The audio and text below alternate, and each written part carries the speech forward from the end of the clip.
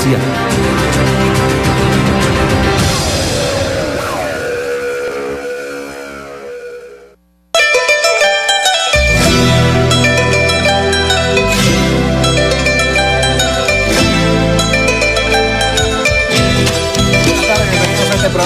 Venezolana de Televisión. Estaremos dedicando en la siguiente hora a hacer seguimiento, actualidad, análisis de la jornada electoral hoy en Ecuador. Como ya ven, no estoy solo, afortunadamente con Jocelyn Correia, en esta oportunidad compartiendo este programa especial. Muy buenas tardes, Jocelyn. Muy buenas tardes, Carlos. Como siempre es un placer estar a tu lado en este espacio. También a todas las personas que están en sintonía a las 2:08 de la tarde, hora de Venezuela. Muy atentos a todo lo que ha sido este panorama en estas elecciones. Un panorama muy particular, no solo por lo que está sucediendo en el mundo, sino también por ciertas características que tiene este proceso que se vive en este país andino, el número de candidatos que se están postulando para lo que serán estas elecciones para elegir presidente, vicepresidente, también a los representantes de lo que es la Asamblea Nacional, lo que es el Parlamento andino, también muy importante para toda la región, así que nosotros estaremos analizando estos temas, cómo se ha ido desarrollando esta jornada, qué hay que decir acerca de la cobertura mediática, acerca de lo que se vive en este país, una jornada que además inició el día de ayer con la votación de los privados de libertad, que tienen su derecho, en particular los que no tienen esta sentencia pues establecida, también personas con discapacidad que ejercieron su derecho al voto, así que una jornada bastante interesante para analizar. Para adelantar algunos datos e insumos para poder abordar el tema de las elecciones en el Ecuador. Se tratan de unos comicios generales en donde se están eligiendo al nuevo presidente, se va a renovar completamente la Asamblea Legislativa de este país y también a los representantes al Parlamento andino. Esta última parte bastante delicada en las últimas semanas porque se había especulado que por no poder imprimir a tiempo la cantidad de papeletas que correspondían a la elección del Parlamento andino, esto pudiese generar la situación o el escenario de impugnar el proceso electoral en general, algo que venía advirtiendo el comando de campaña de Unidos por la Esperanza de Andrés Araúz, el candidato progresista, quien ha venido advirtiendo de una serie de maniobras, maquinaciones por parte de la institución electoral, el CNE en este caso, y también del gobierno de Lenín Moreno para tratar de impedir por todos los medios un probable triunfo en las urnas del progresismo en este país. Quien además, este candidato, como ya mencionábamos, lidera esa intención de voto según las encuestas de este país, encuestas internacionales también, como ustedes han visto. También ha denunciado un ataque mediático impresionante acerca de su candidatura. Hemos visto incluso ataques en un solo día de más de 24 millones de ataques cibernéticos en cuanto a su página. Lo ha denunciado en reiteradas oportunidades. Se ha visto también algún tipo de ventaja en cuanto a la cobertura mediática. Recordamos que en este país, bueno, por la última reforma que hubo acerca de todo lo que tiene que ver con los procesos electorales, pues se da esta obligación de este debate público y dos debates que se dieron de manera privada. Pero ¿qué pasa con estos debates que se dieron de manera privada? Bueno, no asistieron todos los candidatos por ciertas características que también están allí presentes y las personas, según hemos visto a través de algunos medios de comunicación, la intención de voto de los jóvenes es sumamente importante también porque además la campaña se ha desarrollado también a través de las redes sociales y recordamos que este público es netamente joven. Está hablando esencialmente de los jóvenes. Hay un dato bastante llamativo en el ámbito electoral latinoamericano y es que constitucionalmente los jóvenes a partir de los 16 años están habilitados para votar en el Ecuador, pero es obligatorio a partir de los 18 años hasta las personas de 65. ¿Qué pasa? ¿Qué sucede con las personas que no acudan a votar en la jornada de hoy? Bueno, se exponen a una multa de $40 en este país. Es optativo para los jóvenes de 16, 17 años y para los mayores de 65. También hay ciertas condiciones para no hacer obligatorio que las personas no acudan a votar, es si tienen un diagnóstico positivo por COVID-19. Esas personas no podrán asistir a votar y para ello tendrán que consignar la prueba que documente o que compruebe que efectivamente tienen el COVID-19.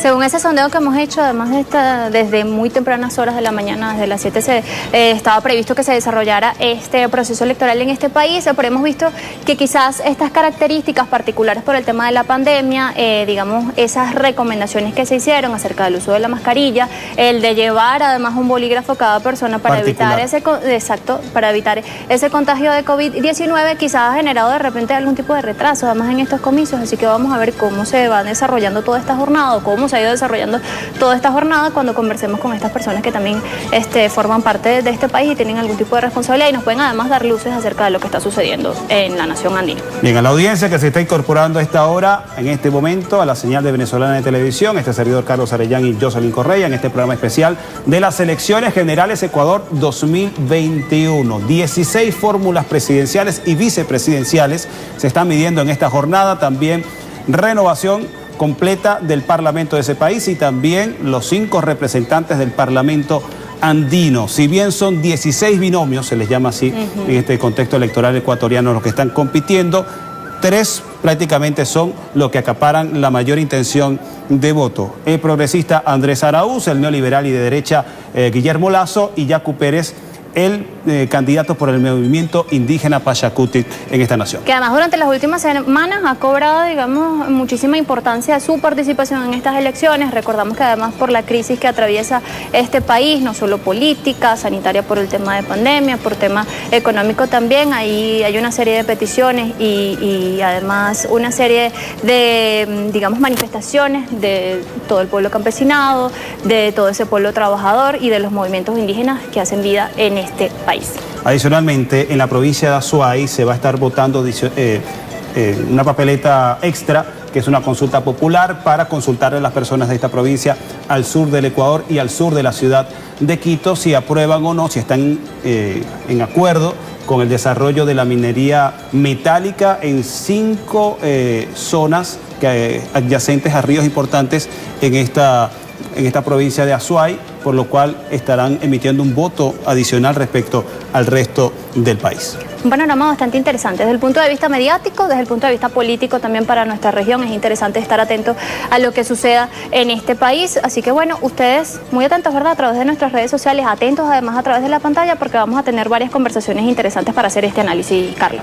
Bueno, vamos a presentar, ya tenemos disponible un material por parte de la producción para seguir poniendo en contexto de cómo se viene, cuál es el marco en que se desarrolla este proceso electoral, la cantidad de personas habilitadas para votar, cuántos cargos se van a estar escogiendo, las condiciones para votar, porque la pandemia le imprime un nuevo marco, un nuevo protocolo, unas nuevas condiciones, además, nuevas complejidades, como lo estás indicando, en un país que lamentablemente ha estado de manera aguda afectado por la pandemia. El año pasado las imágenes dramáticas de la ciudad de Guayaquil con fallecidos por COVID-19 tirados en las calles. 14.000 y se habla de que sea posiblemente un subregistro y de que muchas personas más que no fueron confirmadas que fallecieron por COVID-19 pudiesen abultar dramáticamente esta cifra. En estas condiciones vamos a revisar este material que nos tiene preparada la producción.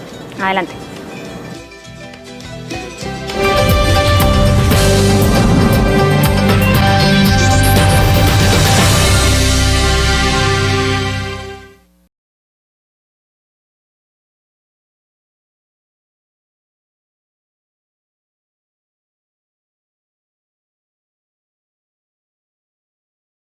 Ecuador es una nación andina con cerca de 17 millones y medio de habitantes. Su sistema presidencialista elige cada 4 años al jefe de Estado, los 137 miembros de la Asamblea Nacional y 5 parlamentarios andinos. Se vota por la opción del binomio electoral, es decir, la fórmula partidista entre un candidato a presidente y un candidato a vicepresidente. Para los comicios del 7 de febrero están habilitados para votar cerca de 13 millones de electores. Si en la primera vuelta ningún candidato supera el 40%, se realizará una segunda vuelta el 11 de abril entre los 2 binomios más votados.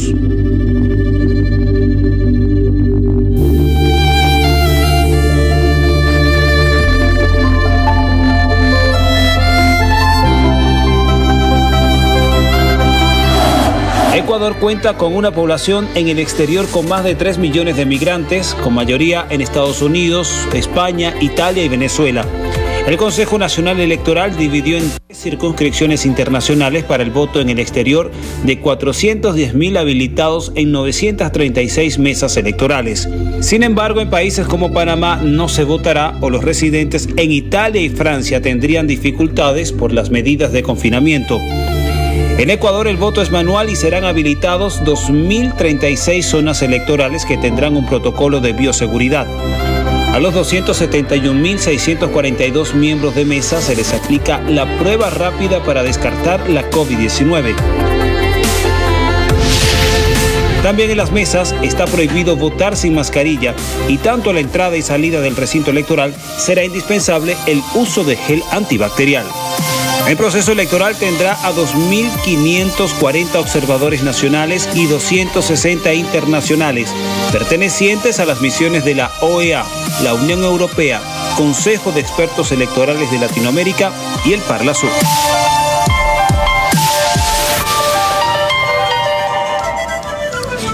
Bien, material que nos pone en contexto de cómo se desarrolla, en qué marco contextual se desarrolla la jornada electoral de las elecciones generales en el Ecuador. Más de 13 millones de personas convocadas para votar el día de hoy, para elegir al presidente, para renovar completamente el Parlamento de este país y también elegir a los 5 representantes del Parlamento andino. 16 binomios electorales o fórmulas presidencial y vicepresidencial se están midiendo en esta jornada para llegar y ocupar durante los próximos 4 años el Palacio Presidencial de Carondelet en la ciudad de Quito. Pero de estos 16, 3 esencialmente acaparan la mayor intención de voto, esto en las encuestas. Vamos a empezar un repaso para conocer un poco el perfil de los candidatos que están, de los 3 principales candidatos que están midiéndose en la jornada de hoy, que tienen muchas probabilidades de salir vencedores en esta jornada. Y empezamos con el progresista Andrés Araúz, a quien vamos a conocer de inmediato en el siguiente material, que es un candidato por el partido UNES, se llama Unidos por la Esperanza, y tiene 35 años. Es también licenciado en Ciencias con mención en Economía por la Universidad de Michigan. Esto fue en 2010. Fue asesor de política financiera del Ministerio de Coordinación Política Económica, esto durante los años 2007 y 2009. También fue director general del Banco Central del Ecuador durante el 2011 hasta el 2013. También se desempeñó como subsecretario nacional para el buen vivir de la Secretaría Nacional de Planificación y Desarrollo, SEMPLADES, así el nombre de esta institución, durante el 2013 al 2015. También fue director general del Servicio Nacional de Contratación Pública.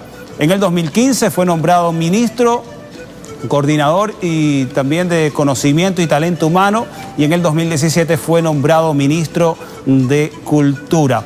También es parte de los detalles más relevantes, el perfil, el currículo de Andrés Araúz, el candidato por UNES, progresista, apoyado por el expresidente Rafael Correa, una fórmula que lamentablemente durante este trayecto ha pasado por muchos ataques, entre ellos institucionales, procurando debilitar a esta fórmula presidencial de Araúz, quien en un principio presentó como vicepresidente a Rafael Correa. Las instituciones se lo impugnaron y es Carlos Rabascal quien completa la fórmula vicepresidencial. El otro candidato, al otro lado de la acera, ya a la derecha, Guillermo Lasso, a quien tenemos aquí, es un banquero, también de formación política conservadora, neoliberal, es el candidato por el partido Creo y tiene 65 años de edad, fue candidato presidencial en 2 ocasiones, en 2013 y 2017, y en la última fue superado por 2,3% de diferencia de votos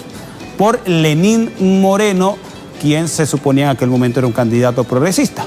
En el gobierno de Yamil Maguad, durante 1998 al 2000, fue gobernador de la provincia de Guayas y luego designado superministro de Economía en el gobierno de Lucio Gutiérrez, 2003-2005. Ya sabemos cómo terminó ese gobierno. También fue embajador itinerante del Ecuador, ha sido presidente de la Fundación Terminal Terrestre de Guayaquil. También en el sector privado fue miembro del directorio y presidente del Banco de Guayaquil. Por eso decimos que viene del sector financiero. Este hombre, Guillermo Lasso, del partido Creo, quien, de acuerdo a las encuestas de intención de voto, figura como segundo en las encuestas. Pero hay un tercer candidato que se está metiendo también en este podio de 1, 2 y 3, que tiene también mucha intención de voto, es el candidato o líder indígena Yacu Pérez, quien es candidato por el partido Pachacutic y tiene 51 años. Es doctor en jurisprudencia y abogado de los tribunales, especialista en derecho ambiental, penal y justicia indígena, siendo la defensa del agua su principal bandera. También fue presidente de la Confederación de Pueblos de la Nacionalidad Quichua del Ecuador. Participó en la jornada de protestas contra los gobiernos de Lucio Gutiérrez, Rafael Correa y Lenín Moreno. Es decir, ha sido adversario de todos los gobiernos de derecha y de izquierda. En 1994 fue concejal de Cuenca y en las seccionales del 2019 se alzó con la prefectura de Azuay, en donde le estábamos comentando, en la provincia donde va a haber una consulta popular adicional a todo lo que se está votando en esta jornada, en donde las personas se le preguntan si están de acuerdo o no con el desarrollo de la minería metálica. Esto afectaría esencialmente a 5 cuencas de ríos importantes en esta zona. Vistazo por los 3 candidatos principales en esta jornada de elecciones generales en el Ecuador. Un vistazo para ir conociendo un poco cuáles son los actores políticos más relevantes que están midiéndose en este pulso electoral.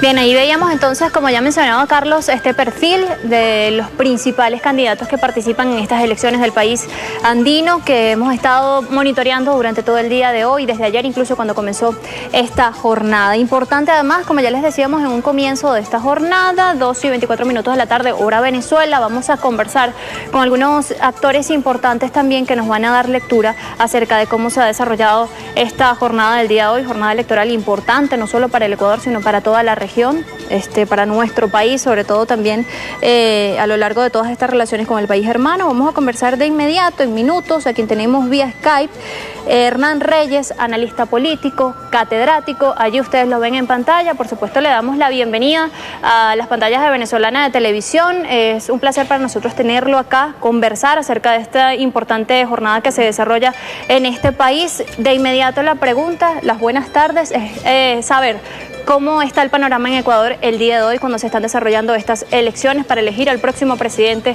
hasta el año 2025. Profesor, le saludamos. Gracias por acompañarnos.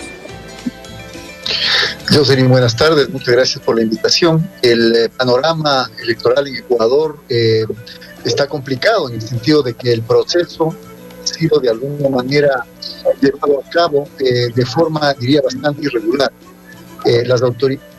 Las autoridades del Consejo Nacional Electoral en el Ecuador no han tomado las debidas previsiones. Hubo varios elementos, como por ejemplo la mala impresión de millones de papeletas, 7 millones de papeletas, por un error en un logotipo de un partido político. Ha habido también problemas con los parlamentarios andinos. Algunas papeletas de parlamentarios andinos no han podido llegar inclusive a recintos electorales en el exterior del Ecuador. Y ahora tenemos el problema de que hay unas filas de gente larguísimas de fuera de los recintos electorales, lo que está complicando una votación de miles o de decenas de miles de personas que quieren ir a consignar su voto en este día. Así que creemos que solamente una vez terminadas las votaciones, sabiendo el número real de personas que se han podido acercar a las urnas, y una vez que veamos la actitud que toman los consejeros del Consejo Nacional Electoral, podremos nosotros ver si es que son elecciones que garantizan la transparencia del proceso y finalmente defienden la voluntad de las personas que han ido a votar. Bueno, para quienes están en sintonía a esta hora de Venezolana de Televisión, estamos analizando este panorama de estas elecciones en Ecuador, conversando con Hernán Reyes Corrijo, analista político, catedrático además, que nos da algunas luces de cómo se ha ido desarrollando este proceso. Hablando, profesor, acerca de todo el panorama económico de este país, de las propuestas, además es primera vez en los últimos años que se desarrollan tantas postulaciones para lo que ha sido este proceso. Muchas personas, según los sondeos, hemos visto que quizás ha sido complicado, primero además por la forma en la que se desarrollaron los debates, lo poco que las personas han podido conocer acerca de las propuestas, la diversidad además de partidos, de participaciones que se dan acá. ¿Qué pudiese pasar o cómo pudiese adelantarse un poco el panorama acerca de este proceso o luego de este proceso? Como usted ya mencionaba, hay que esperar por supuesto hasta el final, hasta que las autoridades den los resultados, pero ¿cómo miramos el Ecuador de hoy y además todas esas postulaciones y todas las propuestas que se han generado para esta jornada? Lo menciona bien usted. En realidad el escenario económico y el escenario político institucional del Ecuador no es de lo mejor absolutamente para nada. Han sido 4 años de gobierno de Lenín Moreno donde finalmente se han socavado la mayoría de instituciones del Estado, donde finalmente se ha llevado hacia una, yo diría, una crisis por falta de apoyo del Estado, más aún en época de pandemia, a aquellos millones de ecuatorianos que sufrieron no solamente el azote del COVID-19, sino asimismo, obviamente, el coletazo a nivel económico. En vez de eso, el gobierno de Moreno lo que ha hecho estos 4 años, y sobre todo este último año, ha sido poner en vigencia un programa de carácter neoliberal, de los conocidos como de ajuste estructural, que no estaba en absoluto previsto en su programa de gobierno. Recordémonos que él asciende al poder precisamente diciendo representar a la lista 35, es decir, a la misma lista de el expresidente Rafael Correa, y a los pocos meses Moreno da un giro de 180 grados y nos ha llevado a esta situación crítica, no solamente en términos sanitarios, porque en Ecuador la situación está muy complicada. Casi 15,000 personas han fallecido según cifras oficiales. Analistas mencionan que los muertos serían muchísimos más de aquellos si se contabilizan el número de muertes en exceso que ha habido durante prácticamente todo el año 2020. Y en ese sentido, muchos miles de personas han sido también despedidas gracias a leyes aprobadas por el gobierno de Moreno, junto con la mayoría de derecha o de centro derecha de la Asamblea Nacional, que ha permitido a empresarios privados y al mismo Estado despedir a funcionarios públicos en el peor momento.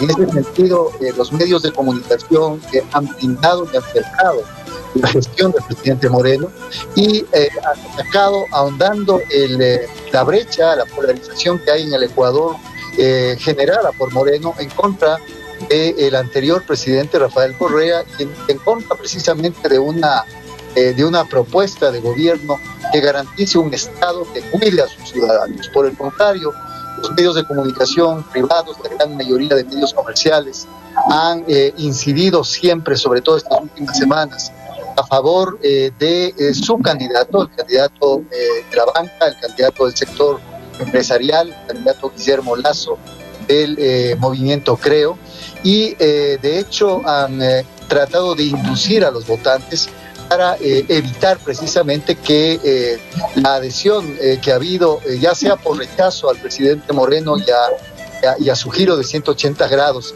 ya sea por adhesión a la propuesta del expresidente Rafael Correa y de su candidato, o el candidato Yacu Pérez, que más bien representa a la mayoría del movimiento indígena en este contienda electoral, ha hecho que los medios privados se conviertan nuevamente, otra vez más, en actores fundamentales que han tratado de incidir en los aspectos cognitivos de los votantes, a través de sus agendas informativas, a través de sus espacios de opinión y a través de acentuar, digamos, una suerte de odio contra todo aquello que signifique progresismo.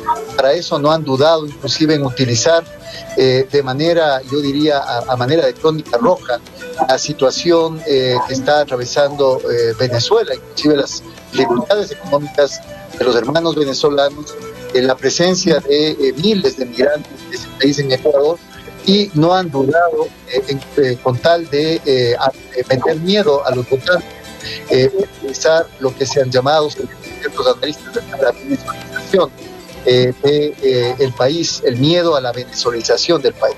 Todos estos elementos hacen que pongamos en duda cuál va a ser la actuación no solamente de las autoridades electorales, una vez que ya se conozcan los primeros resultados de encuestas a boca de urna que se conocerán a las 5 de la tarde hora local, sino al mismo tiempo cuál va a ser la actitud de los medios privados frente a esos primeros resultados, que no serán sino proyecciones que deberán estar todavía sujetas a la confirmación oficial. Así que algunos en el Ecuador estamos todavía temerosos de qué va a pasar después de que se termine, se cierren las urnas electorales con los primeros resultados que empiecen a ser difundidos públicamente. Han escuchado ustedes al catedrático Hernán Reyes, analista político, haciendo además un amplio análisis, valga la palabra, de todo lo que es este proceso electoral. Hemos visto cómo ha hablado acerca de cómo se ha desarrollado el proceso, por algunos detalles, como mencionábamos nosotros, de manera lenta. Así es, como él decía, hay que esperar entonces los resultados que arrojen las autoridades ecuatorianas acerca de lo que está sucediendo. Y mencionaba algo fundamental, que Carlos, nosotros también en el inicio de este espacio conversábamos, y es acerca de la pandemia, acerca de la crisis sanitaria que vive este país. Hemos visto incluso cómo hay propuestas de los principales candidatos, de los que encabezan además esa intención de voto, acerca de qué harán con la crisis sanitaria que está sucediendo en este país. Nosotros hablamos de algunas cifras, pero también lo ha mencionado nuestro invitado vía Skype, a quien agradecemos también, y es acerca de que pudiese ser más incluso lo que se está presentando. Un subregistro dada la magnitud de las imágenes que desde el año pasado se han venido revelando de la crisis sanitaria en el Ecuador. Programa especial, elecciones generales. Ecuador decide en la jornada hoy de Venezolana de Televisión. Corresponde hacer una pausa, pero en minutos. Tenemos ya prevenido acá en el estudio el profesor Vladimir Adrianza. Pero antes de la pausa, nosotros queremos mostrarle, y es que más de 12.000 venezolanos que ejercen más de 12.000 ecuatorianos, que ejercen su derecho al voto en nuestro país, lo hicieron. Vamos a ver cómo se ha desarrollado esta jornada. Meisber estuvo muy atenta, así que veamos lo que sucede y lo que nos muestra. Creo que el Colegio Don Bosco aquí en Altamira, en Caracas. Así es, vamos a ver entonces cómo se ha desarrollado este proceso en nuestro país.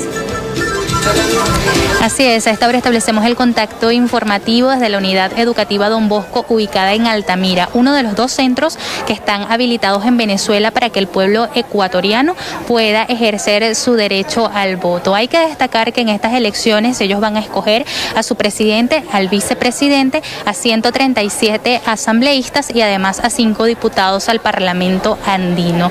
En este lugar están haciendo uso de las medidas biosanitarias contra el COVID-19, como son el uso adecuado y obligatorio del tapabocas. Además, antes de ingresar a estas instalaciones, pues las personas están cumpliendo con todos los protocolos, pasan a través de un túnel de desinfección, además le desinfectan las manos, les toman la temperatura para que puedan luego acudir a cada una de sus mesas donde le corresponde ejercer su derecho al voto. Debemos decir también que hay una inmensa cantidad de personas que han acudido a este centro para realizar su voto. Además, han dividido a las personas por sexo, es decir, hacia un lado están realizando la cola las personas del sexo femenino y hacia otro lado las personas del sexo masculino. Además, le están dando prioridad a las personas adultas mayores y a las que tienen algún tipo de discapacidad. Estas personas están ingresando de manera más rápida, pues para que puedan ejercer su derecho al voto. Debemos destacar que las elecciones en Ecuador, su sistema no es automatizado, por esto de alguna manera se genera algún tipo de demora al momento de realizar su derecho al voto. Son 4 papeletas en las cuales el pueblo ecuatoriano debe llenar y luego depositar en las urnas de votación. Debemos decir también que el proceso será desde las 7 de la mañana y hasta las 5 de la tarde, horario que ha establecido las autoridades del Ecuador, para que cada una de las personas, tanto en ese país como las que están en el exterior, puedan ejercer su derecho al voto. Recordemos que están habilitadas más de 13 millones de personas en Ecuador y al menos 410.000 en el extranjero, quienes también van a ejercer su derecho al voto, con todas las medidas y los protocolos biosanitarios. Hay que decir también que en el caso de Venezuela se cuenta con el apoyo de la Fuerza Armada Nacional Bolivariana y de la Policía Nacional, quienes están alrededor de estas instalaciones también apoyando en las labores para que el pueblo pueda realizar su cola cumpliendo con los protocolos biosanitarios y también que pueda realizarse de la mejor manera, garantizando también la seguridad. De esta manera se desarrollan las elecciones de Ecuador. Aquí en Venezuela están cumpliendo los protocolos, avanzan las personas a realizar su derecho al voto. Recordemos que en Ecuador las elecciones son de manera obligatoria. Por ello hay una gran cantidad de personas en este lugar, pues de todo el país, que han venido a ejercer su derecho. Es la información que nosotros podemos aportar a esta hora y con ella retornamos el contacto. Gracias a nuestra compañera Meisber Patricia Bolívar acá en Caracas, llevando también detalles, el pulso del desarrollo de esta jornada electoral en el extranjero para los ecuatorianos habilitados, convocados fuera de su país para elegir en esta jornada. Así es, en este caso, en nuestro país, ya ahí veíamos cómo se desarrolla esta jornada. Ustedes muy atentos en la próxima parte porque nos vamos a un pequeño corte a las 2:37 de la tarde. Nosotros estaremos conversando y analizando también este panorama con el analista Vladimir Adrianza. Ya lo tenemos en el estudio, así que no se aparten, minutos. Vamos para allá.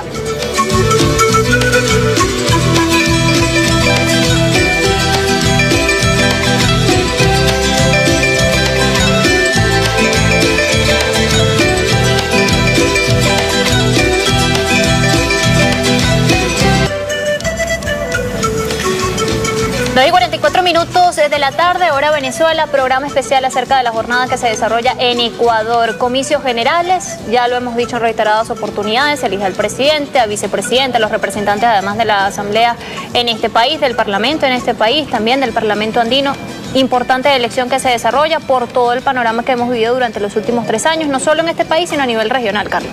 Y aparte de conversar o de poner sobre la mesa más elementos sobre lo que se está escogiendo en esta jornada, también vamos a analizar esos aspectos relevantes que están en juego en esta jornada electoral general en el Ecuador, porque no solo se trata de una elección que tiene repercusiones internas importantes, sino que también va a tener una proyección, un impacto en el ámbito internacional, regional, porque están en juego, en disputa, prácticamente 2 modelos, uno progresista de crecimiento económico con inclusión social y el otro programa neoliberal que vendría a ser la continuación de estos últimos 4 años con el presidente Lenín Moreno, que hay que recordar que venía de ser vicepresidente de Rafael Correa, llegó electo con la plataforma progresista, pero lamentablemente hubo un cambio radical. Hubo un viraje de 180 grados y tenemos el panorama que está planteado actualmente en el Ecuador.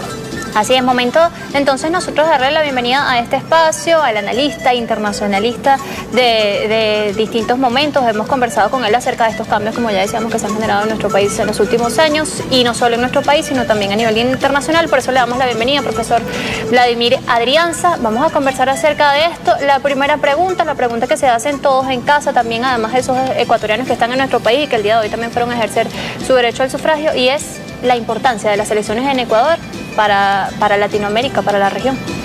Bueno, lo primero que tengo que decir es darle las gracias por la invitación. Segundo, saludar a toda la audiencia. Y lo tercero es decir que como todo elemento en América Latina va a tener una repercusión, lo que está pasando en Ecuador hoy en día, en todo el continente. La repercusión viene dada porque tanto las acciones negativas, perdóname que las califique así, de Lenín Moreno ha tenido una repercusión en todo el ámbito latinoamericano, como las cosas que suceden hoy también lo van a tener. Estamos hablando, como ustedes lo dijeron, de la confrontación de 2 modelos de gestión presidencial. Un modelo basado en la inclusión, en la participación de la gente propiamente tal. Fíjate que el nombre que le dio Correa fue sumamente importante, que es la revolución ciudadana. Al ser una revolución ciudadana es algo que está centrado en la gente, no centrado en el capital. Vamos a estar claros en eso. Entonces, ese elemento está sobre el tapete en lo que se está decidiendo hoy, con las candidaturas que representa, una candidatura que es la que representa algo así como el retorno a la gestión correísta en el Ecuador. Y la otra simplemente es la que tiene otra de las 3 primeras candidaturas, las 3 que más figuran, por decirlo así, en las encuestas, que son como 16, hasta donde yo sé, 16 candidatos. Además está esa complejidad, ¿verdad? Sí, del número de candidatos. Impresionante, 16, pero al parecer hay un un alto número de ellos que utilizaron la posición electoral, la candidatura presidencial, para hacer ellos sus propias campañas en aras de quedar como en el Congreso. Entonces hay otro propósito aparte. Hay ese propósito. Entonces lo que llama la atención de toda esta cuestión es que hay una confrontación de 2 corrientes que son una la corriente correísta, valga decirlo así, y la otra la corriente neoliberal, que ha vuelto al Ecuador de manos de alguien de quien no se esperaba, que es el caso de Lenín Moreno. Yo me voy a permitir tal vez una ligereza, pero sí voy a decir que si repartiéramos el título de candidato a traidor político en América Latina, indiscutiblemente Lenín Moreno estaría punteando las calificaciones para ese título. Definitivamente el propio Correa, yo creo que Rafael Correa, por las declaraciones que ha dado extensamente, fue el primer sorprendido ante la posición de Lenín Moreno, cambiando, por decirlo así, tumbando todo, el haber apresado a Raiz, que era el vicepresidente, el hombre... Jorge Glass. Perdón, a Raiz no, perdón, a Glass. A Jorge Glass. Buena la observación. A Jorge Glass, que todavía está preso, que va a estar preso 6 años. Y de paso, en condiciones bien precarias, de la forma como lo han, según los medios que lo han tenido. Una precisión, Jorge Glass era quien completaba la fórmula vicepresidencial de Lenín Moreno y se suponía que debía ser el vicepresidente durante esta gestión, pero no llegó a asumir el cargo porque inmediatamente fue judicializado y de eso se encargó también Lenín Moreno. No solamente es que el movimiento de Lenín Moreno fue un movimiento, como dice, no solamente fue de traición, fue un hecho que planteó una teoría que yo vengo trabajando hace mucho tiempo, que es la actitud de las clases dominantes suramericanas, las burguesías suramericanas y de la derecha suramericana como expresión de esa burguesía, para mantener los privilegios que ellos venían tomando, que han tenido históricamente, en el poder en América Latina. Cuando nosotros analizamos la historia de cualquier país de América Latina, vemos que hay una imposición de una clase dominante para los adentros, pero subordinada hacia afuera.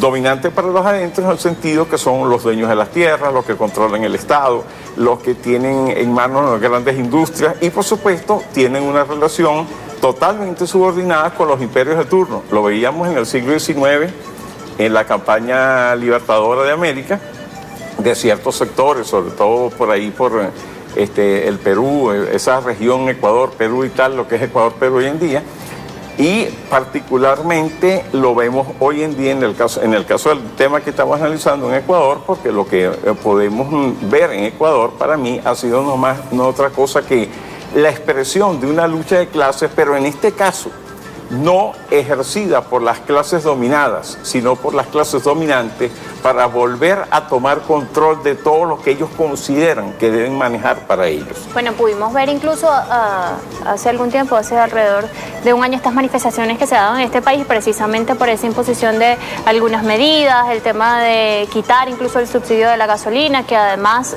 afectaba todo el trabajo de los campesinos y una serie de elementos allí presentes, y toda esta negociación incluso con el Fondo Monetario Internacional, que ya hemos visto en otras oportunidades y que ciertamente pues se parece mucho a lo que estamos conversando. Interesante lo que también deja servido la experiencia de Lenín Moreno es que las clases dominantes, como lo estás poniendo, tienen la capacidad de tomar el gobierno sin necesidad de ganar las elecciones, porque lo que dejó servido fue que si bien ganó Lenín Moreno con los votos del correísmo, terminó sirviendo a la agenda de sus adversarios, la agenda neoliberal, y eso deja en una situación un poco más vulnerable al campo progresista, ¿no? Que no solo tiene que ahora que pensar cómo consolidar o cómo aplicar su programa, sino también de cuidarse de que sus propios dirigentes puedan traicionarlos, ¿no? Fíjate que esa es la gran pregunta para hoy. Definitivamente, ¿cumplirá él con lo que la gente espera de él, los que van a votar esperan de él? Esa es la gran pregunta, porque después de una traición como la de Lenín Moreno, que debería quitarse el nombre, de paso, yo le sugeriría que se quitara el nombre de Lenín, porque Lenín fue un hombre totalmente identificado con la clase obrera, identificado con su país como soberanía, como expresión de soberanía, y totalmente contrario al capital internacional. O sea que él debería cambiarse el nombre, o sea, debería poner Pedro Carujo o alguna cosa de eso, para que él sea más coherente. Más coherente, sea mucho más coherente. Pero bueno, volviendo al tema serio de la entrevista, evidentemente hay que tomar en cuenta que las clases dominantes suramericanas hoy en día han pasado de las etapas de los golpes de Estado, donde la derecha era ejercía su poder a partir de una capa militar, y esa capa militar terminaba imponiendo las decisiones de los grandes grupos económicos de los países, de esos países, a una dictadura del poder judicial. En la dictadura del Poder Judicial es muy particular, porque eso es lo que se ha llamado el lawfare. O sea, el anglicismo traduce la trama a partir de la ley, de la imposición legal y tal y qué sé yo, en el cual se han inventado un conjunto, a partir del poder que tienen estas derechas en los aparatos judiciales, le han inventado cosas como la que le inventaron a Dilma Rousseff en Brasil, que la destituyeron, la defenestraron, para decirlo así, y todavía nadie le ha podido probar que la mujer actuó mal. O sea, el caso de Lula, Dilma, el caso de Cristina. Lula es el atropello más grande que podamos haber visto para con una persona y para con un presidente al cual todavía no le han demostrado absolutamente nada. El caso, y ni que hablar, vamos, mismo Rafael podemos Correa. hablar, el caso de Rafael Correa, Cristina Fernández en Argentina. Hay que ver toda la campaña que le han hecho a Cristina para descalificarla. Y aún así, el pueblo vota por Fernández por votar por Fernández, por decirlo así. Vota por el actual presidente Fernández respaldando a Cristina Fernández de Kirchner.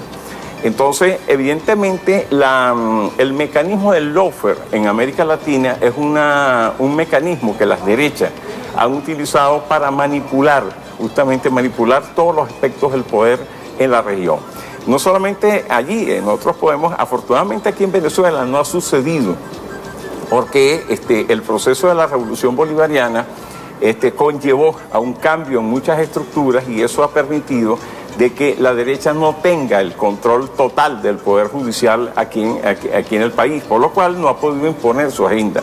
Pero el resto de los países suramericanos sí. Y además de eso, detrás de esa actitud está algo que poco se dice, que es el papel del Departamento de Estado de los Estados Unidos y las agencias de inteligencia de los Estados Unidos. A mediados de la década pasada se habló de que había habido un proyecto en manos del Departamento de Estado, de la CIA y otros organismos estadounidenses, en el cual estaban estudiando las constituciones latinoamericanas para ver de qué forma ellos podían incidir en eso. Entonces, bueno, aquí en Venezuela las cosas han salido más duras y aún así nos han intentado colocar una fórmula de poder dual que realmente no existe. Porque que me digan a mí cuando este monigote, que el presidente interino relegitimado por Estados Unidos, controla, aunque sea algo, para lo único se dio para defenestrar, ¿qué te digo yo? Defenestrar no es la palabra, perdón.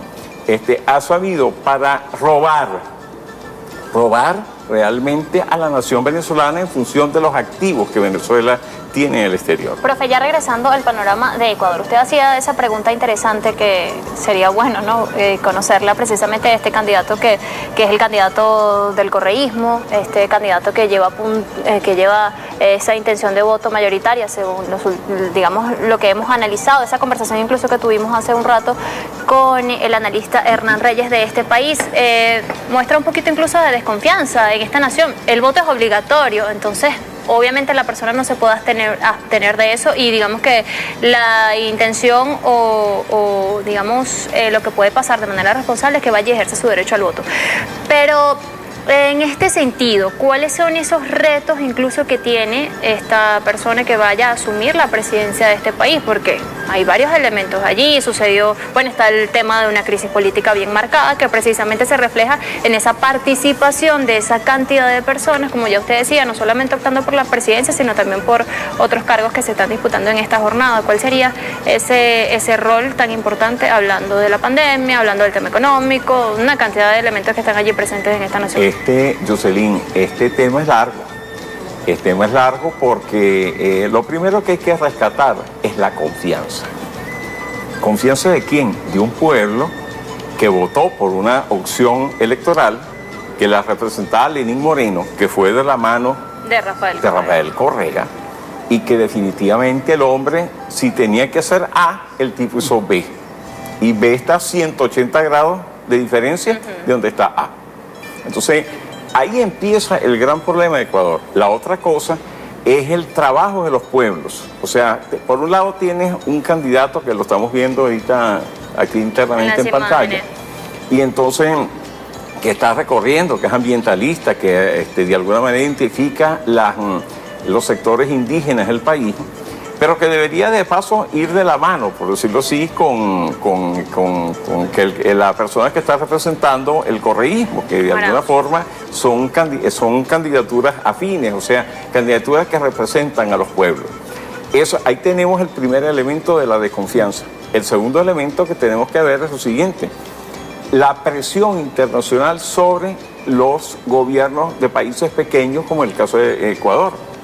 Ecuador es un país que, como base, una de las cosas que están discutiendo ahorita es si privatizan o no el Banco Central. Y yo me pregunto, ¿para qué sirve un Banco Central con una moneda dolarizada como el caso de Ecuador? Sí. Y entonces hasta ahí llegan las contradicciones en lo económico. Por otra parte, el caso del Ecuador, con una economía dolarizada, con una situación bastante, un país que por supuesto tiene su dependencia externa sumamente grande, y se ve cuesta arriba, y más cuando tiene una presión internacional como la que ejerce el Fondo Monetario Internacional, con el cual Lenín Moreno, para una economía como la ecuatoriana, contrajo una deuda de 6.500 millones de dólares, lo cual pesa sobre el Ecuador. Y otra cosa que tiene mucho que ver con algo que ya no me acuerdo si lo comentamos fuera de cámara o en la cámara, pero el hecho es que con el caso de la gasolina en Ecuador, lo que dio origen a las manifestaciones en 2019. Entonces, lo cual indiscutiblemente impacta directamente a la estructura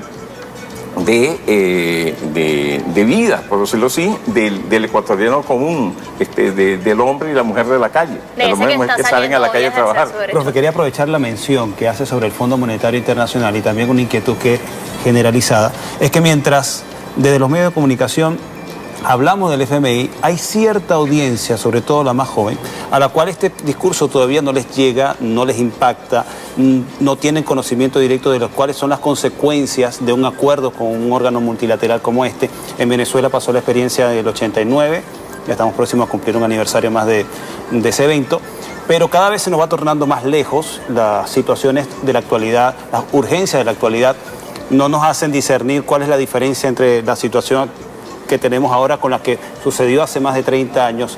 Y la pregunta va, ¿qué significa para los ecuatorianos un acuerdo con el Fondo Monetario Internacional? Porque alguien dirá, bueno, es un préstamo, es una inyección de capital a la economía, pero ¿a cambio de qué viene ese dinero? ¿Qué le está costando o qué le va a costar de vida, de trabajo, de economía, de sacrificios, de impuestos a las personas en la actualidad y a las generaciones futuras? Porque dirá alguien ahorita, bueno, no me cuesta nada. Les cuesta, definido en una sola palabra: soberanía. Soberanía significa...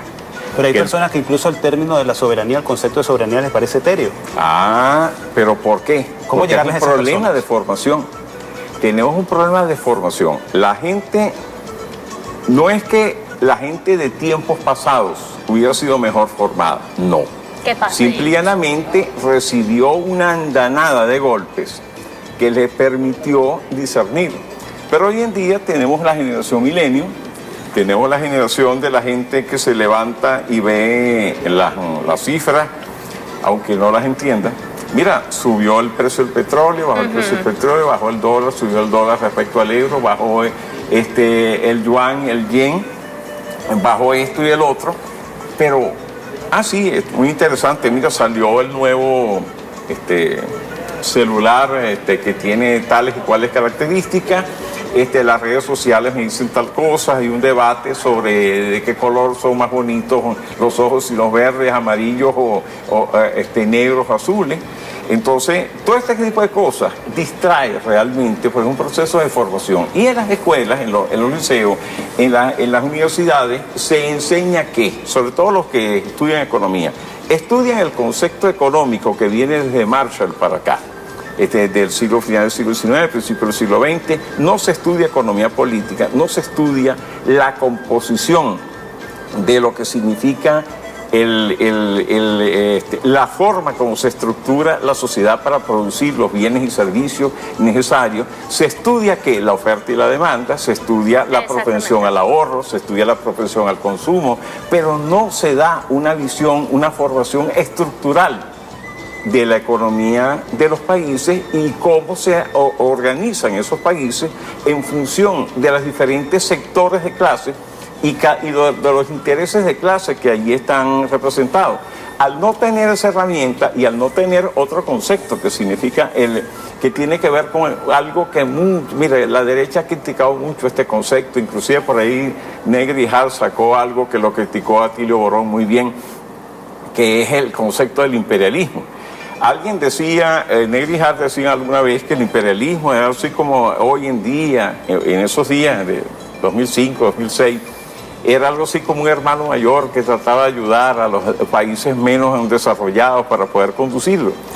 Pero bueno, ese hermano mayor hace barbaridades como la que ha hecho en Irak, mete preso le arruina la vida a un periodista como Julian Assange porque simplemente demuestra el genocidio y la forma como han matado a periodistas que trabajando para cadenas internacionales los han matado. Claro, por eso sucede, profesor, disculpa que le interrumpa, que además de tener el poder efectivo, tienen el poder de instalar la narrativa para justificar eso, ¿no? Pero es que es obvio, tienen todo el recurso humano necesario formado para ese propósito. Tienen gran cantidad de dólares y sobre todo los Estados Unidos que tienen la maquinita de hacer dinero. Y hablando de la narrativa, nosotros nuevamente nos volcamos al tema mediático, porque usted mencionaba precisamente hace un rato que ahora los jóvenes pues nos valemos de estas herramientas para saber ya sea esas cifras con las que quizás no sabemos qué podemos hacer, que además sería un buen punto para las nuevas generaciones, llamarnos a preguntarnos de qué forma vamos transformando la manera en la que nos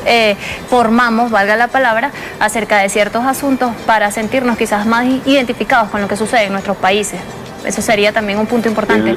Pero desde el punto de vista mediático, profe, disculpe que le interrumpa, ya escuchábamos nosotros en otros análisis todo esto que se ha dado, este saboteo, incluso desde el punto de vista cibernético, veíamos la cantidad de ataques que ha sufrido este candidato, que ya decíamos, el progresismo, que va de la mano con Correa, y una cantidad de elementos allí mediáticos. Los ataques han sido impresionantes. No es nuevo esto que está sucediendo con este candidato.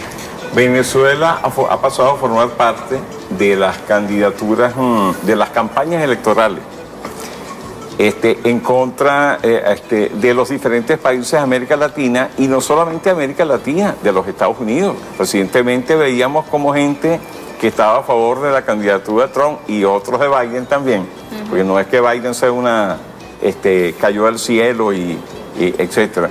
Y entonces vemos cómo utilizan el factor Venezuela sin darse cuenta, y es donde caemos en el marco estructuralista. Cuando nosotros entendemos qué es lo que es la América Latina en el mundo todavía, inclusive por designio de sus clases dominantes, entenderemos por qué la reacción de todos ellos. ¿Qué es lo que ha sido América Latina? No estoy hablando siquiera de Venezuela. América Latina a lo largo de 500 años, una región periférica en el mundo, que a diferencia de los Estados Unidos, que fue también una región periférica hace 200 años, sus clases dominantes, las clases dominantes de los Estados Unidos, tuvieron conciencia de ese hecho, y por la vía que, cuestionable o no, que muy cuestionable diría yo, que utilizaron, lograron hacer de una colonia una potencia. Entonces, evidentemente, ellos siguieron, como lo dijo Cristina Fernández en 2015 en la Cumbre de las Américas. Ella dijo una frase que a mí me pareció fantástica. Caramba, que nosotros criticamos a los Estados Unidos. Bueno, pero si la clase dominante de Estados Unidos ha hecho lo que tenía que hacer, convertir ese país en una potencia. Pero los suramericanos siempre, las clases dominantes acá, no lo dijo clase dominante, dijo la élite. Entonces, siempre han estado pendientes del dato que le mandan desde los Estados Unidos o que le mandan de Europa para ver qué ellos hacen o dejan de hacer. Me lleva a mí a preguntarle, entonces. Déjame terminarte la idea ahí para que pongas la conversación. Acerca de la injerencia extranjera. Entonces, ¿qué es lo que sucede con esto? Hay una subordinación tradicional de las clases dominantes suramericanas que simplemente, como lo decía Teófilo Santos, defendieron su pequeño terruño, se defendieron sus pequeños privilegios, pero en lo internacional se subordinan siempre a un tercero. Lo vemos acá en Venezuela, en la época de la independencia.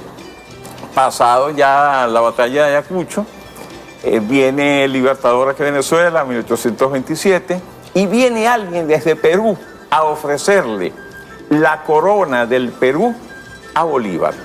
Y Bolívar le responde: yo soy libertador o muerto. Así es. Yo rey no quiero ser. Pero ¿por qué ellos le preguntan? ¿Por qué ellos quieren eso? Porque un rey tiene que tener una corte. Y esa corte tiene privilegios. Privilegios que les permiten manejar todo lo que es el marco de los medios de producción. El modo de producción, como se llama eso. Y ese modo de producción no es otra cosa que garantizar el control de sus privilegios. Cuando vamos a hoy en día, cuando vamos a lo que tú decías, nosotros vemos que en América Latina la subordinación que se plantea en estos tiempos es por lo siguiente: esas clases dominantes de América Latina son incapaces de sostenerse en el poder sin la ayuda de la logística de los Estados Unidos. Los Estados Unidos hoy en día ha declarado a la China, a Rusia y otros países, pero sobre todo a la China, como su enemigo estratégico. China es el mayor inversor hoy por hoy de América, ha sido en estos últimos años el mayor inversor de América Latina. Pero estas clases dominantes sí saben que sin el apoyo de los Estados Unidos, ellas no se sostienen en el poder. Entonces, es cuando han echado mano, con el cuento de la democracia, la supuesta democracia, a herramientas como el lawfare. Pero ¿de a dónde sale el estudio del lawfare? Del Pentágono, del Departamento de Estado, de la NSA, de todo ese conjunto de organismos que manejan de la CIA, de los Estados Unidos, que lo que antes hacían mediante dictaduras militares, ahora las utilizan el marco legal y el marco mediático, porque tú lo has dicho muy bien, mediático, para desacreditar a cualquier persona. Es más o menos el esquema que utilizaron para golpear a la Unión Soviética y que utilizan, ya la Rusia no es la Unión Soviética, porque hay un montón de estados que no forman parte de esa cuestión. Es Rusia, la Federación de Rusia, con sus cuestiones. Y qué es lo que ellos siempre, y lo comenta Afinogenova. Entonces, lo comenta así, bueno, había que echarle la culpa a alguien, y eso era Rusia. Evidentemente es así. Entonces es un proceso de estigmatización del enemigo. ¿Y por qué lo hacen desde los medios? Porque ¿quiénes son los propietarios de los medios de comunicación? El gran capital internacional. En tus pocas palabras, eso es lo que nuestra gente joven, y por eso te lo relaciono con esto, no ha tenido quien se lo explique. Porque al ver a través de las redes sociales lo que ve, nadie le va a explicar cuál es la estructura económica, política, financiera y tecnológica, y por qué la tecnología. La tecnología es una bendición para la humanidad, de acuerdo a como tú la manejas. Pero es una cuestión bien grave, porque eso es lo que ha permitido, y lo vemos ahora con estos nuevos magnates millonarios como Elon Musk, que en la medida en que el mundo se empobrece, ellos se van enriqueciendo. Y nosotros nos vamos por a la pausa. 3:10 de la tarde. Me gustaría conversar al regreso, porque hemos visto además cómo muchas personas pudiesen asociar lo que sucedió en Bolivia con lo que pudiese pasar en Ecuador, y ojalá no sea así, con esta participación de los observadores internacionales, Organización de Estados Americanos. Pero eso lo vamos a conversar al regreso. Magnífico. Recientemente hubo una reunión de Lenín Moreno con la jefa de la misión electoral de la Organización de Estados Americanos, y eso ha despertado una serie de alertas, como ya lo advertía Jocelyn Correa, y antes había reunido en Washington con Almagro el presidente Lenín Moreno. Estamos conversando con el profesor Vladimir Adrianza. Corresponde hacer una pausa. 3:11 de la tarde. No se aparten, en minutos estamos de vuelta.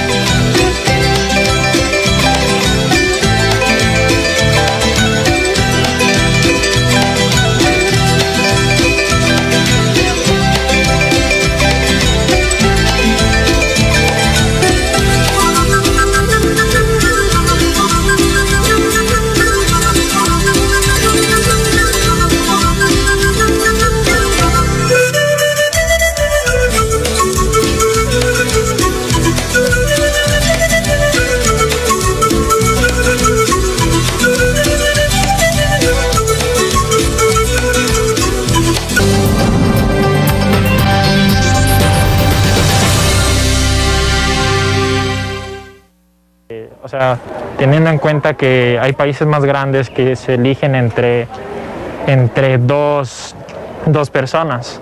En cambio, considerando que somos un país muy pequeño, tantos candidatos me parece ya exceso. La verdad yo no tengo candidatos en esta vez, no hay conocidos y no. Casi no tengo candidato para quién votar, como no sé todavía. La verdad está en orden, todos están con su medida de bioseguridad, entonces me parece súper bien hasta el momento.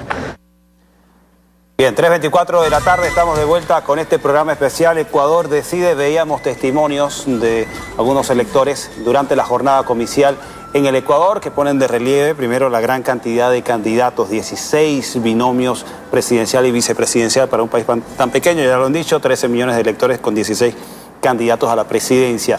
También han hablado sobre un testimonio de una persona que acude a votar porque es obligatorio, aun cuando no tiene un candidato favorito, clara, no lo tiene. Se habla de que más de 30% de personas indecisas durante este proceso comicial, por lo cual es difícil a veces determinar el desenlace, el resultado. Y también sobre los mecanismos de bioseguridad que se están aplicando en esta jornada, que es parte de la nueva cotidianidad o normalidad en estos tiempos de pandemia, ya asociado a un hecho como las votaciones. Así es, muchos elementos allí importantes. Precisamente hablando de esta jornada, están estos más de 12.000 ecuatorianos que ejercen su derecho al voto en nuestro país. Nosotros nos vamos entonces a la unidad educativa Don Bosco, ubicada en Altamira, uno de estos dos centros habilitados en nuestro país para que los ecuatorianos vayan y ejerzan su derecho al voto. Recordamos, allí se encuentra Meisber Patricia Bolívar y nos trae todos los detalles. Adelante. Así es, establecemos un nuevo contacto informativo desde la unidad educativa Don Bosco en Altamira, donde el pueblo ecuatoriano ha venido a ejercer su derecho al voto. Vamos a conversar con algunas de las personas que ya han realizado este proceso. Por favor, me gustaría que me indicara su nombre y su apellido. Pedro Pablo Palmamero. Señor Pedro, coméntenos qué le ha parecido, cómo ha visto el desenvolvimiento de este proceso. Bueno, el procedimiento ha estado muy bien, pero fue un poquito retrasado porque de verdad no sé qué es lo que pasó ahí, pero de ahí todo el proceso se ha hecho muy bien. Y estamos muy agradecidos porque estamos votando por nuestro país, a ver si queremos un cambio. Y en cuanto a los protocolos biosanitarios que se están aplicando para ingresar a las instalaciones, ¿qué le ha parecido? Bueno, bien. Todo, para mí está bien todo. Y doy muchas gracias a eso, porque vale todo el respeto y todo como se conforman las leyes, que sea un proceso bien para todos. Muchísimas y bien para el país de nosotros. Gracias a Dios que yo estoy en Venezuela, pero estoy muy agradecido del país de Venezuela. Y muchas gracias. Muchas gracias a usted. Vamos a conversar con otra de las personas. Me gustaría que me indicara, por favor, su nombre y su apellido. Walter Anchundia, Delgado. Coméntenos cómo ha visto el proceso. No, todo bien, hasta ahorita todo bien. Un poquito en la entrada, pero bueno, gracias a Dios ha sido muy rápido. Para mí fue rápido. Y coméntenos cómo han sido los protocolos de bioseguridad. Todo bajo su control, hasta ahorita todo bajo su normalidad. Y bueno, gracias a Dios llegué como a las 10, pero ya estoy aquí afuera. Y en cuanto al apoyo, el respaldo que ha dado la Fuerza Armada de Venezuela. Sí, que eso es todo muy bueno, muy bien lo que está haciendo todo lo que son las Fuerzas Armadas, está la Policía Nacional, está la Guardia Nacional, todo correcto, todo bien. Muchísimas gracias. Bien, son las declaraciones de algunas de las personas del pueblo ecuatoriano que reside en Venezuela y que ha venido a ejercer su derecho al voto. Es la información y con ella retornamos el contacto a los estudios. Mira nuestra compañera Meisber Patricia Bolívar desde el centro Don Bosco acá en Caracas, en donde están votando los ecuatorianos habilitados en nuestro país para poder participar en este proceso comicial. Un elemento importante que está asignando este proceso electoral es la utilización de mecanismos de bioseguridad. La pandemia ha sido un aspecto relevante, determinante y dramático en este país. Recordemos el año pasado las imágenes que nos llegaban de la ciudad de Guayaquil, la segunda más importante de ese país, en donde las personas estaban tiradas, las víctimas de la enfermedad del COVID-19, tiradas en las calles con mantas, con sábanas encima, porque muchas de esas personas fallecían en sus casas y el sistema sanitario estaba colapsado en su momento. El sistema también funerario y sanitario no podía atenderlos o llevarlos para poder llevar una estadística correspondiente a lo que estaba pasando en ese país, y se produjeron esas imágenes lamentablemente dantescas, y eso está todavía en la memoria de los ecuatorianos y del continente. Es un temor que todavía impregna, está en el ambiente de este proceso electoral en donde hay que votar de manera obligatoria, pero también está esta amenaza invisible. Vamos a revisar un poco sobre lo que han sido los testimonios que ha dejado esta historia lamentable de la pandemia en el Ecuador, que es un ámbito que está prácticamente signando o marcando el desarrollo de esta jornada electoral.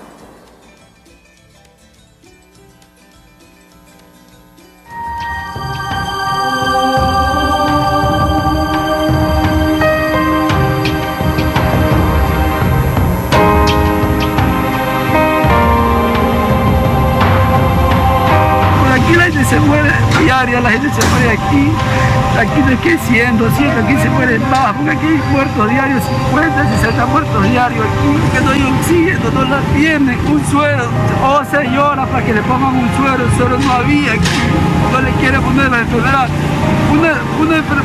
Una doctora dice así, si mi mamá se murió, ¿y qué quiere decir con eso? ¿Que le vale? Le vale que si se muere, si ya la mamá ya está muerta. Eso es lo que estoy diciendo a nosotros. Solamente deja morir nada más. Nunca ponen oxígeno, nunca dan medicamentos. Simplemente ahí está tirado, abandonado hasta que muera. Y lo único que dan en la noticia, ya falleció. Cada día van muriendo los pacientes porque no hay un tratamiento, no hay un medicamento para que se vaya mejorando. Parte de doctores, no hay ni siquiera silla de ruedas, hay aquí están tirados ahí. Ya acabó de fallecer mi papá. Ahorita acaba de morir mi esposo. Tengo 4 días. Mi esposo no respira.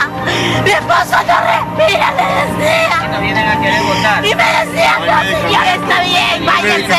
Necesitamos la ayuda internacional. Para que la gente no siga muriéndose.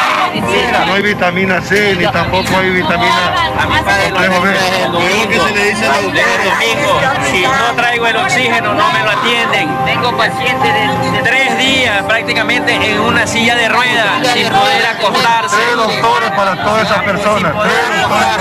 Yo sufro por mi esposo, mi esposo una semana no le hicieron diálisis y dice que está hinchado. Ahora nos quieren votar por allá afuera, que toque de queda, que nos van a llamar dos veces, 2 días, 3 días. Si en presencia de nosotros no los atienden. Todo el mundo tiene que aportar o arrimar el hombro porque no se abastecen, hay mucha gente, por hora mueren de a 4 o 5 personas muy rápido. El que no lo vive aquí, el que está en su casa, bueno, gloria a Dios porque sus familiares no están enfermos, pero los que estamos acá vemos la realidad de lo que en verdad toca vivir. No hay medicina, no hay oxígeno, ¿qué vamos a hacer con tantas carpas ahí impuestas? La verdad, yo no entiendo que no hay, nosotros no estamos preparados, cada vez que hay una desgracia nos cogen con los pantalones abajo. Bien, testimonios dramáticos de lo que fue la pandemia. Esto sucedió el año pasado en la ciudad de Guayaquil esencialmente y nos sirve para poner de contexto, para refrescar un poco lo que ha sido lamentablemente la huella de la pandemia en ese país que ya oficialmente cuenta más de 15.000 fallecidos, pero hay autoridades, personalidades que hablan de que esta cifra pudiese ser mayor. Así es, así conmovedores, no dejan de conmover estos testimonios. De hecho, hemos tenido la oportunidad también de ver cómo parte de estas propuestas de los candidatos han sido precisamente en base a todo este proceso de vacunación que pudiese presentarse en este país, lo que están proponiendo. Dicen que el reto incluso más grande es precisamente atender esta crisis sanitaria que se vive en este país, incluso de qué forma compensar a todas esas personas que fueron despedidas además durante todo este proceso de pandemia. Hay una serie de elementos allí muy importantes, temas que sigue viviendo el mundo y que en este momento, en esta jornada, siguen cobrando muchísimo interés, profesor. Para la audiencia que se incorpora, porque siempre es importante decirlo, a lo mejor hay alguien que se conectan por la radio. Hay alguien que se está conectando ahora. Estamos en el estudio con el profesor Vladimir Adrianza, analista, internacionalista, y con quien estamos conversando estos aspectos esenciales que intervienen o que cruzan esta elección general en el Ecuador, no solo impacto interno en ese país, el cambio de un gobierno por otro, un nombre por otro, sino también las implicaciones que esto pudiese tener regionalmente. ¿Qué está sucediendo dentro del Ecuador? ¿Por qué es tan decisiva? ¿Por qué se habla de 2 esquemas que están midiéndose en este pulso electoral? Estamos conversando con el profesor Vladimir Adrianza. Dramáticas estas imágenes, lo vimos un poco conmovido. Más que conmovido, impactado es la palabra. ¿Por qué? Porque cuando tú ves que la gente no tiene otro remedio que a la persona que fue víctima del COVID, tenerlo cadáver en casa, en proceso de descomposición, eso indiscutiblemente es dramático. Dramático para la salud del que lo vive, dramático para el sentimiento individual de cada persona, dramático para el sentimiento colectivo, porque es una desesperanza total. Y esa desesperanza es justamente la que manipulan los medios de comunicación al decir, no, es que el esquema neoliberal es lo que podemos ofrecer, mientras que otro esquema no es posible. Mentira. Si algo ha demostrado la crisis venezolana es que el esquema neoliberal no es una solución ni en Venezuela ni en ningún país. El caso del Ecuador es dantesco. O sea, qué casualidad que todos los países del mundo, desarrollados y no desarrollados, que han mantenido políticas neoliberales respecto al sistema de salud, hayan presentado las peores cifras del mundo. Empezamos por los Estados Unidos. Así es. Los Estados Unidos es dantesco lo que aquí está pasando. El hecho de que utilizaran una isla cerca de Nueva York, que era una suerte de parque, para sembrar ahí un montón de gente, montones de gente, lo que ha pasado en Brasil, lo que ha pasado en Ecuador, sembrar, meter, sepultar masivamente sin que nadie sepa de dónde viene la persona ni cómo identificarla. Eso es un impacto psicológico para un pueblo. Pero eso es sembrar la desesperanza. Y ese sembrar desesperanza significa, fíjate que aquí tiene relación con lo que Jocelyn planteaba de los medios de comunicación, Carlos. Si a través de los medios de comunicación, ¿en manos de quién están los medios de comunicación? Están en manos del capital. ¿Qué es lo que quiere el capital? Tener la menor suma de compromiso social posible para aumentar los esquemas de acumulación. Eso se ha planteado a mayor o menor escala, tanto en los países desarrollados como en países como el Ecuador. Pero a pesar del drama de estas imágenes que estábamos viendo al comienzo y de la situación que vive en el Ecuador, Brasil, lo dice en los Estados Unidos, pero en el contexto del Ecuador todavía hay un sector interno de la opinión pública que todavía no se sensibiliza con ello y sigue cayendo en la trampa de esa narrativa de demonizar a un esquema progresista, de enaltecer a un esquema neoliberal, que es el que prácticamente potenció las condiciones, podemos concluirlo así de su análisis, de lo que fue la dimensión o ha sido la dimensión de esta crisis sanitaria en el caso particular del Ecuador. A pesar de eso hay muchas personas que no le están votando en contra del sistema neoliberal. Fíjate que eso es igualito que cuando se demonizaba en los años 50, 60 a los comunistas. ¿Qué es lo que Carlos Marx planteó como comunismo? La última etapa del materialismo histórico. De cada quien según sus necesidades, a cada cual según sus capacidades, que el pueblo era el gobierno, y que definitivamente la sociedad trabajaba para entre todos satisfacer las necesidades de todos, las necesidades colectivas y dentro de ellas las individuales de todos. Pero no había acumulación de capital, no había una clase en el poder, no había una división de clase. ¿Tú crees que alguien que crea que ha acumulado capital a raíz de la desventura de otras personas va a ser capaz por altruismo de decir yo voy a plegar a un esquema humanista, aunque fuera humanista? No, claro, como magnate no, pero las personas que están viviendo esa situación. Pero es que justamente, si tú controlas educación y controlas los medios, ¿qué le queda al de abajo? Es que aquello es peor. Entonces, definitivamente es como el caso de todo el trauma que hemos tenido con el caso de China. Fíjate, una cosa que hace Pompeo no sé mucho, es que China tiene un partido comunista, pero él no dice que ese partido comunista ha sido capaz, desde los últimos 30 años, a conducir a China de un país que tenía problemas de alimentación a ser la primera potencia industrial del mundo. No lo dice.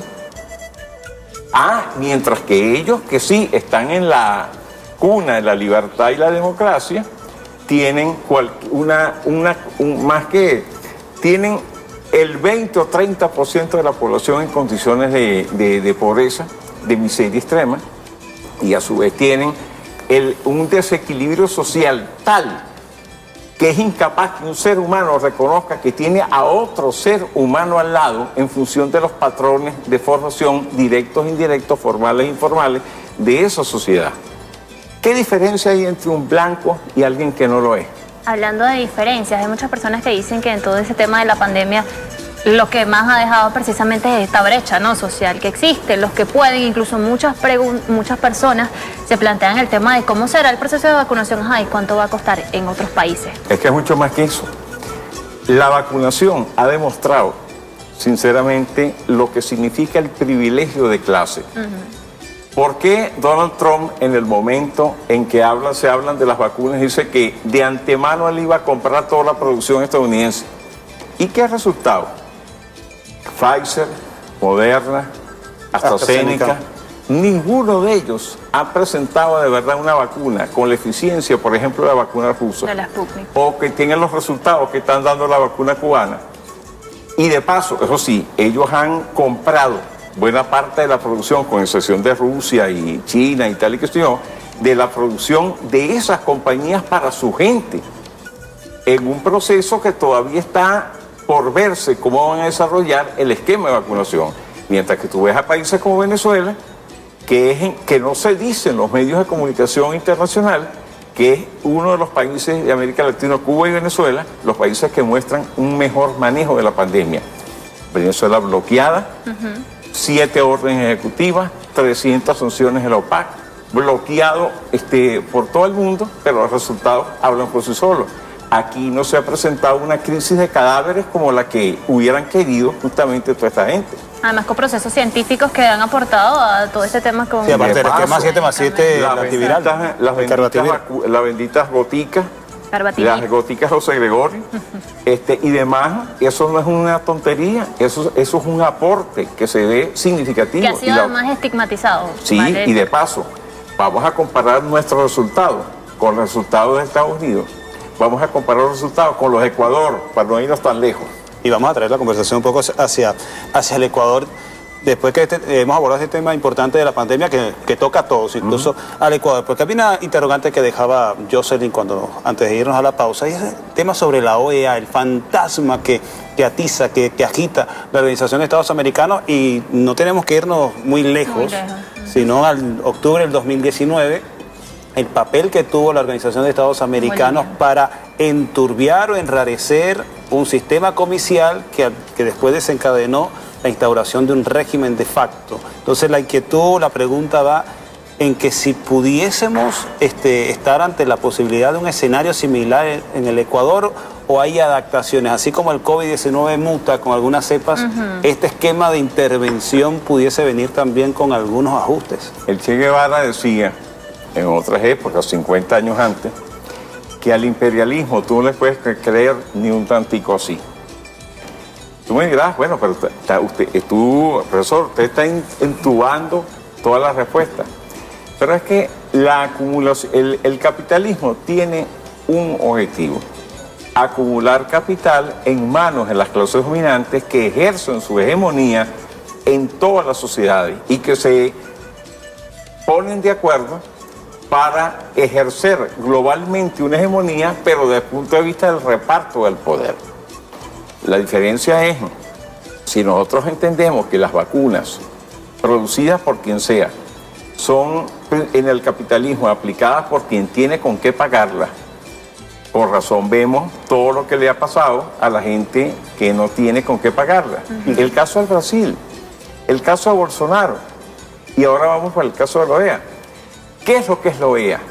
Es una superestructura que se coloca sobre los países de América Latina, desarrollada por los Estados Unidos para garantizar el dominio de todo el territorio. Eso es lo que es la OEA.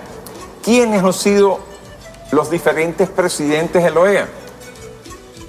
En más o menor grado, una suma de Almagro de cada uno en su tiempo. Y vaya que decir Almagro es como decir una grosería. Así es. Pero parece que Almagro se destaca en grado superlativo respecto a lo anterior, Almagro ha echado puntos.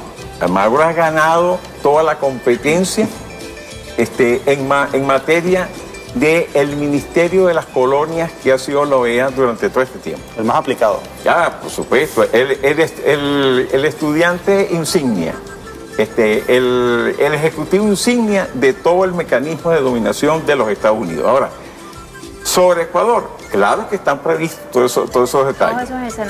Si Arauz gana las elecciones o gana la primera vuelta, al menos, indiscutiblemente que veremos a Almagro maniobrando en la OEA. Maniobrando como lo hizo con Bolivia, que fue capaz de retardar la toma del poder o la continuidad del poder por parte de ¿quién? Del MAS. Y lo hicieron, y mataron un poco de gente, y sumieron ese país en una destrucción inmensa de su tejido social, y fueron capaces de producir un conjunto de muertos que todavía no han sido juzgados. O sea, todas las consecuencias de eso. Entonces, ¿nos vamos a esperar otro escenario? Evidentemente no. Entonces, yo creo que más bien estos próximos días de ganar Arauz, hay que estar muy pendiente de todos los mecanismos que vaya a utilizar la OEA para tratar de deslegitimar o por lo menos de apoyar a la derecha. Porque estamos hablando dos elementos. El neoliberalismo, que es la forma directa de acumulación de capital por una minoría contra los que realmente son los dueños del entorno de la nación, que son sus ciudadanos en todas sus expresiones. Hablando de ciudadanos, nos vamos nuevamente con Mayber Patricia Bolívar. Ella está sondeando precisamente cómo se desarrolla este proceso en nuestro país. Recordamos que son más de 12.000 ecuatorianos que ejercen su derecho al voto, así que vamos a ver qué nos tiene a esta hora. Adelante, Mayber. Así es, a esta hora establecemos el contacto informativo desde la Unidad Educativa Don Bosco en Altamira. A mi lado se encuentra Gonzalo Vegas, cónsul de Ecuador en Venezuela. Y me gustaría que nos comentara cómo se ha desarrollado el proceso y cuántas personas ecuatorianas que habitan en Venezuela están habilitadas a ejercer su derecho al voto. Saludos, Mayber, saludos a tus televidentes. Primero, muchas gracias. Siempre la información es un bien muy especial para todos, así que conocerlos nos permite pues, tener esta fiesta cívica con mayor presencia. Nosotros tenemos dentro de lo que es Venezuela un total de 10.000 personas empadronadas, es decir, habilitadas para votar en Caracas y alrededor de 2.000 en Valencia. El proceso se ha instalado bien, sin embargo, pues el tema del aforo, de la bioseguridad ha hecho que sea un poquito más lento que en otras ocasiones. Es un proceso atípico, pero esta fiesta cívica está siguiendo su camino y estamos caminando con eso. Hemos visto que cada persona para ingresar a las instalaciones se le cumplen ciertos protocolos biosanitarios. Me gustaría que nos comentara acerca de eso. A ver, tenemos dos elementos. Uno, la exigencia local, por supuesto, del país anfitrión, de la República Bolivariana de Venezuela. El otro, los protocolos determinados por el Consejo Nacional Electoral del Ecuador. Por un lado, en los traslados, las autoridades locales han solicitado que se tenga el cubreboca o mascarilla y guantes. Dentro del recinto es el cubreboca lo que está determinado como elemento fundamental y como tú has visto hemos tenido un túnel de desinfección. Eso naturalmente hace que sea un poquito más lento el proceso porque es uno a uno los votantes. Sin embargo, se lo hace precisamente por precautelar el interés de todos. Antes de finalizar, me gustaría que nos dijera hasta qué hora va a estar aperturado el centro y además si se ha presentado algún tipo de inconveniente. Bueno, el centro, el horario determinado es desde las 9 de la mañana, hora en que se abrió este proceso, y hasta las 19 horas, que es cuando se va a cerrar. En ese momento se iniciará el proceso de escrutinio. En realidad, inconvenientes no, lo que sí se debe señalar es que hemos tenido una situación interesante y que nos invita a reflexionar a todos, porque hemos tenido una presencia masiva de gente de tercera edad.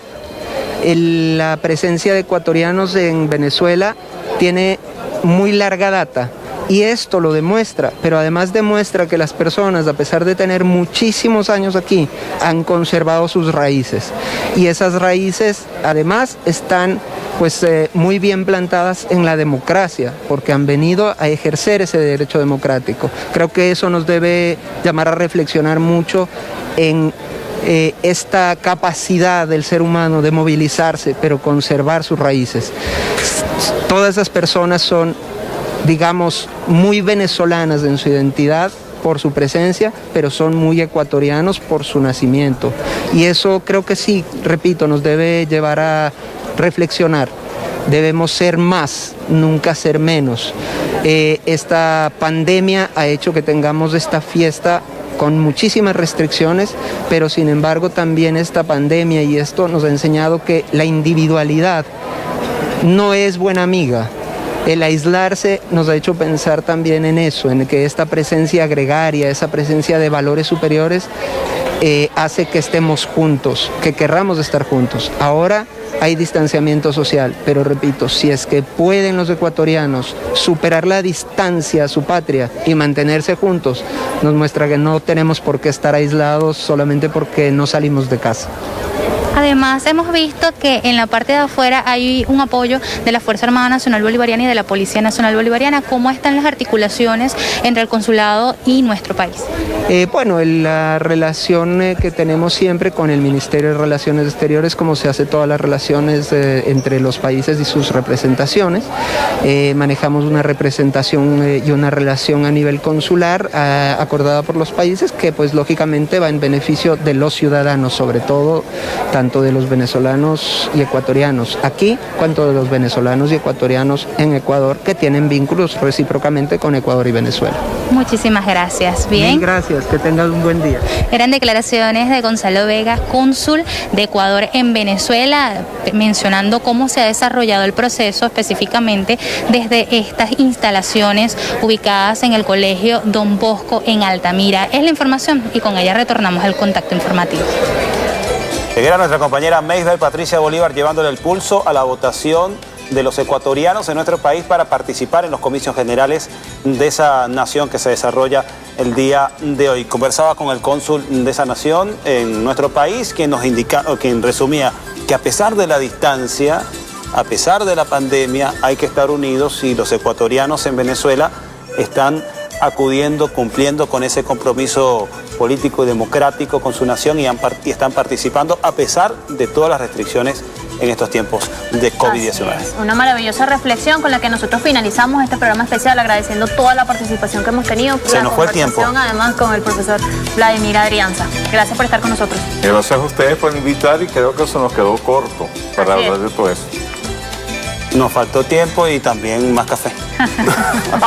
Pero este tema dará mucho de qué hablar. Estamos muy atentos a los resultados de esta jornada. Ojalá sean satisfactorios para Ecuador y por supuesto también para toda la región. ¿No es así, Carlos? Que así sea y bueno, nuestros mejores deseos para el Ecuador, que sea una jornada pacífica, civilizada, democrática y que lo que el pueblo decida sea el veredicto que se dé al final de la jornada por parte de los organismos electorales, que todas estas brumas, sospechas que se han vertido antes de la jornada sean despejadas de la mejor manera y que sean los ecuatorianos, como siempre es el deseo, de que resuelvan sus propios asuntos. Sobre todo el tema de la crisis sanitaria, en la que por supuesto muchos países están muy atentos. Es importante decirles que a las 8 de la noche se va a desarrollar otro programa especial. Barry Cartaya, Rodicel y Cárdenas estarán allí atentos también, analizando un poco los resultados y las próximas incluso declaraciones que se den a propósito de esta jornada del día de hoy. Para mí ha sido un placer estar contigo. Igualmente para mí la primera vez que podemos coincidir en un programa especial. Esperamos que no sea